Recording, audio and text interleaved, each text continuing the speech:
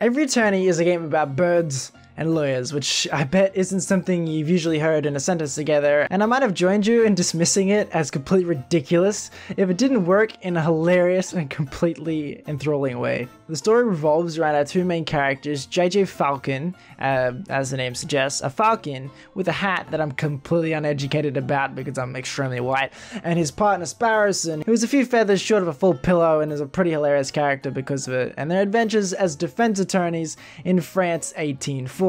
Since it's a Victorian-era art-style game with a text-based nature, I'd be surprised if any one of the 30 people that actually watch this video will have ever heard of this game, let alone even played it, but you should. Because it's fucking amazing. Seriously, like, I've never thought I'd be recommending a text-based bird lawyer game in my life, especially here on my channel, but here we are because I loved it. In terms of gameplay, the game is all text-based with point-and-click sections. Every investigation is broken up into chapters that work as complete stories in themselves, but there's also an overarching story to tie them all together.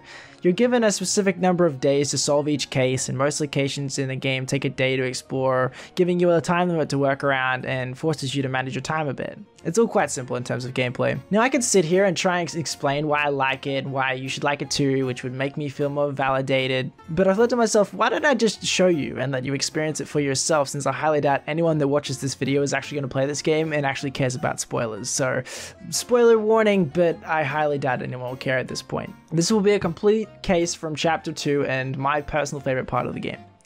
Chapter 2, A Fox Among Wolves. The chapter starts with JJ being late to work, so you go looking for him. You eventually find him passed out at some stingy bar, and so you wake him up by pouring cold water all over him. When you get back to the office, they start talking about chocolate pastries, completely missing a mouse trying to get their attention at their feet. The mouse eventually freaks out and yells to get their attention, and after doing so, says he has a job for you. The freaking Prince of Spain has sent a mouse because he has been arrested and needs a lawyer. We accept the case and rush down to the jail to meet our new client. He's a fancy-looking fox and he's been arrested for murder. He explains that he's on a diplomatic mission looking for support against conspiracies in his own country and thought that getting some powerful political friends in France might help his case. So he presented a rose to the king while he was out for a walk, but in one of the guards, a guard named Major Howl, a dog, who would have thought, took the rose instead. He pricked his finger and then fell dead. His face completely blue and it looked like he'd been poisoned, and the prince got arrested immediately. So you get to question him, getting all the facts about the case. We asked him where he got the rose, and he explains he got it from a flower seller in the nearby markets.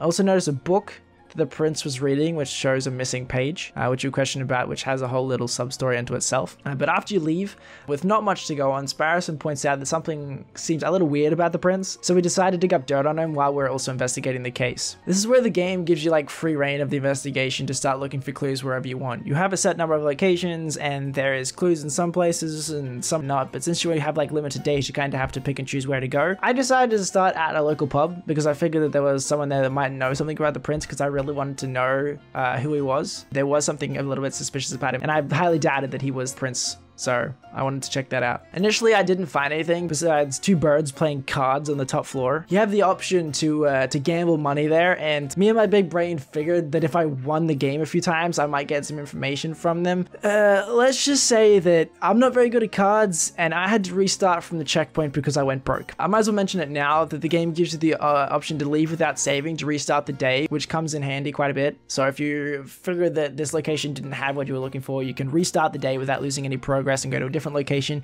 Or if you mess up some questioning, or there's some question you didn't get around to asking, then you can go back and start the conversation again. Anyways, I returned to the tavern to make sure I hadn't missed anything, and I found two guys on the second floor. I don't know why I didn't start on the second floor, but they were talking about like a hunting trip and the time a boar had been killed from poisoning a few seconds before they could kill it, which kind of raised my suspicions right away because it was like another mention of poisoning, and I began to think that maybe it wasn't a rose that poisoned the major, the dog. So I decided to check out the library next. My line of thinking was that maybe I'd find something to help me identify the poison, but I actually found something better. The librarian dude there was actually able to confirm that there was no prince that was a fox, so yeah, that kind of scratched him off the list of royalty. It's not super important to solving the murder, but it was nice to get that like out of the way. We know he's not the prince anymore, but we still have to solve his case. The next stop was the market to question the flower seller and see if that was really where the fox got the flower. The flower seller is a duck named Signy. She remembers selling the flower to the fox. Her flowers are all from a traveling merchant. She says she's been selling them for ages, so there's no way that any of them are poisoned. But just before you leave, after questioning her, she mentions that she thinks the fox is innocent, but refuses to say any more. The next day, I decided to check out the scene of the crime itself. Shortly after I got there, a rooster showed up and introduced himself as Severin. He's JJ's rival from law school and a right old douchebag, all high and mighty, and thinks he's very, very good, which he is a pretty good lawyer, but he's a douche. He's actually going to be our opposition for the trial. We have a rooster against a falcon defending a fox, which again sounds ridiculous, but bear with me. After he gloats for a while about how he's going to win and how he's going to blow the case wide open, he eventually leaves. I got a bit lost, but luckily Sparrowson was able to pickpocket a map from Severin while he was showing off, which actually shows the 3 locations that the king visited that day, as well as his route that he took exploring the grounds. The first location is a museum that reveals a chocolate wrapper that Sparrowson, a self-proclaimed chocolate expert, dates the wrapper to the day of the murder. The chocolate also has the brand of a local chocolate emporium, adding another location to explore. Up next is the murder room, an art gallery. There wasn't really much to find there aside from a porcupine named Eric, which pointed us the location of the murder, which was actually under a painting of the king himself. How hilarious would it have been if the king had got murdered under a painting of himself. That would have been a little bit ironic. We questioned Eric a little bit more, but the only thing he was willing to give us was a business card for R&M Associates, which were private investigators, which didn't really help me that much. The last place to look was the courtyard that the fox had apparently used to enter the location from. Questioning the groundskeeper really didn't reveal much, except for a missing page from the book that the fox gave me back in the cell. That was everything I could find at the murder scene, so I moved on. The next day, we visited the Chocolate Emporium, hoping to discover who bought the chocolate. The Chocolate Emporium is run by an elephant, because of course it is. The elephant conveniently remembers all of his customers, because of course he does. He's an elephant. Duh. I ran all the suspects that I currently had by him, like everyone trying to get some information that was useful, but I didn't get anything, so it was pretty much a dead end. So I decided to go back and question the fox and find out who he really is. Once you tell him that, you know, he isn't a real prince, he fesses up. He confesses that he got arrested on purpose, but he doesn't tell the whole truth. You don't want to give away the whole game too early. Instead, he offers to tell you a story. The story kind of explains itself. There was a young woman who got herself into a debt to a powerful man that she couldn't repay. So when he came knocking and she couldn't pay, he offered her a deal instead, and she accepted. Unable to really see any other way out of the situation, she has to kill the king or her family won't survive another year. A brave knight heard about her deal and, realizing murder was inevitable, took the fall to protect her. I asked her why he didn't just go to the police in the first place with his problem, but he said it was impossible and without really going into any specifics. You eventually find out that the fox is Renard Volps, the owner of the private investigator firm you found out a little while ago from the porcupine at the art gallery. With that, the trial is ready to commence, but straight away something really weird happens. The usual judge that's been the judge for all the cases in the story up to that point has been replaced by this big wolf. He says that the previous judge fell down a flight of stairs, so he would be replacing him for the trial. I'm just gonna pause right here. Does anyone remember watching Scooby-Doo on TV as a kid?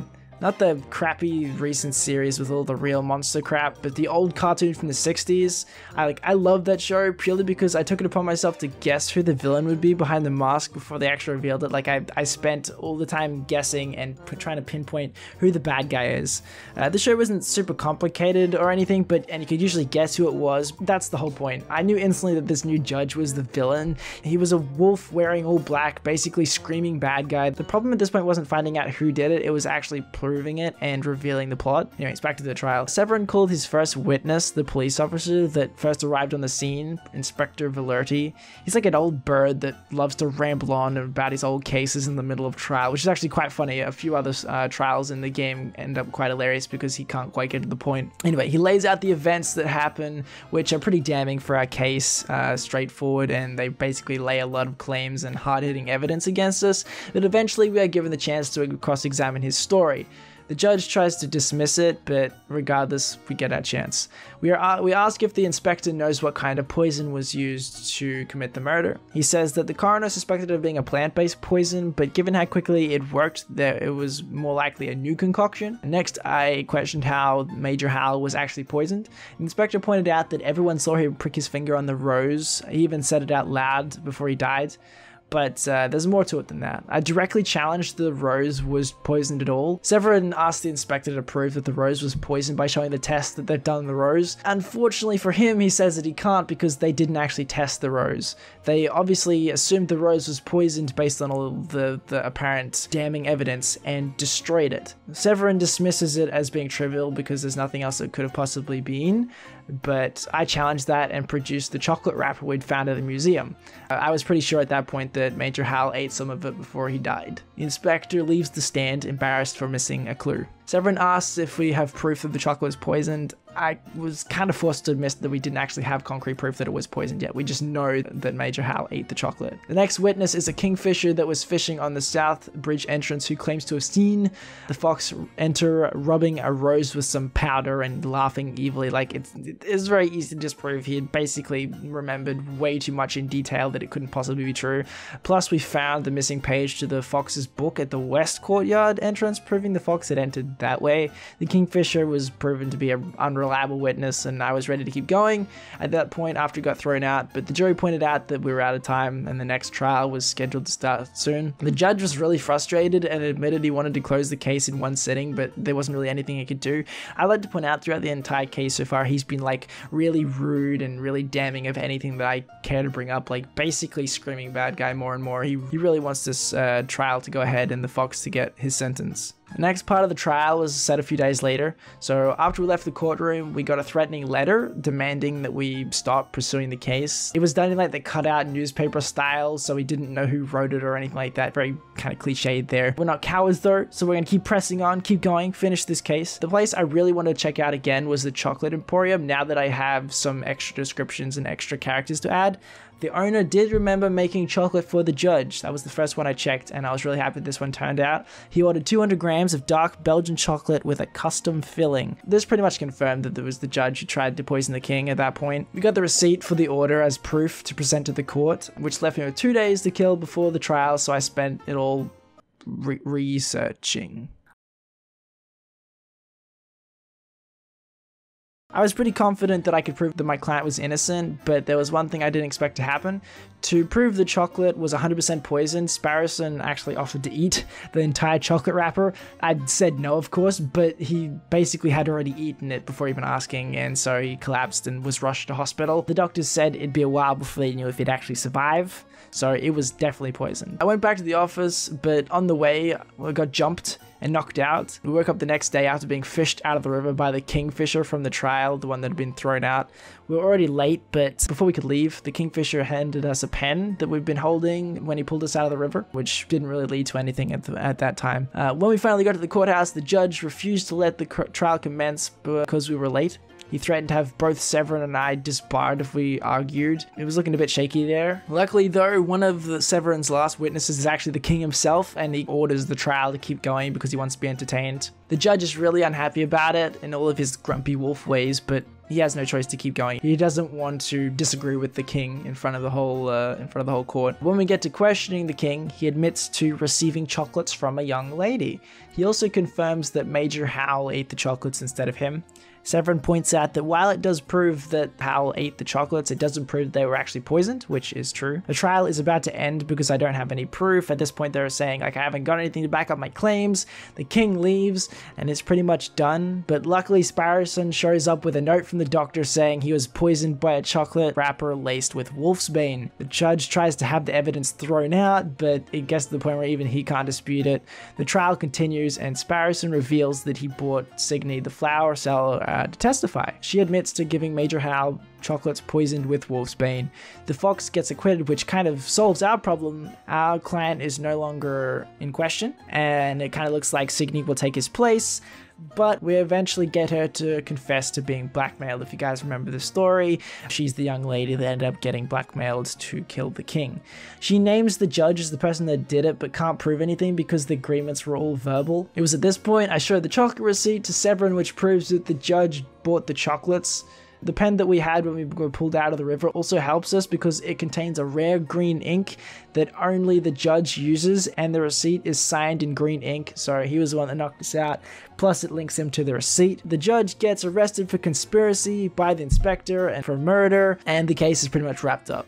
that's it from start to finish, and I really loved it, and I was engaged through the whole thing. I got this kind of like weird adrenaline rush, proving things and having the right facts and the right evidence to back up those facts, and working my way through the story, piecing together clues to figure it all out. I do recommend playing this game if you get the chance. It has multiple endings depending on your choices to give it some replay value. I actually got the best ending on my first try without looking anything up, but the rest actually seemed pretty interesting too from what I've read. It does have quite a bit of content on it, so yeah, the game is $15 on Steam if you guys want to check it out, if you're into text-based games at all, if there's something that looks like it's right up your alley. It's got a real Sherlock Holmes theme to it, really witty writing and stuff that was actually quite entertaining too, so it's not slow paced or anything. And there's definitely a good enough overarching story here to keep you going throughout the entire thing. So yeah, guys, that's what I think about Avery Attorney, a game about bird defense attorneys. Yeah, I never thought I'd ever be making a video like this on my channel. This video is a little bit more organized and scripted than my previous videos. I wanted to try out doing a style like this on my channel. If you guys do like this style, this slightly more structured format where I talk about games that I'm enjoying at the moment, then feel free to let me know down in the comment section below. Other than that, guys, thank you guys so much for watching. If you have enjoyed, don't forget to hit the like button, subscribe for more, and I shall see you, beautiful people, in the next video.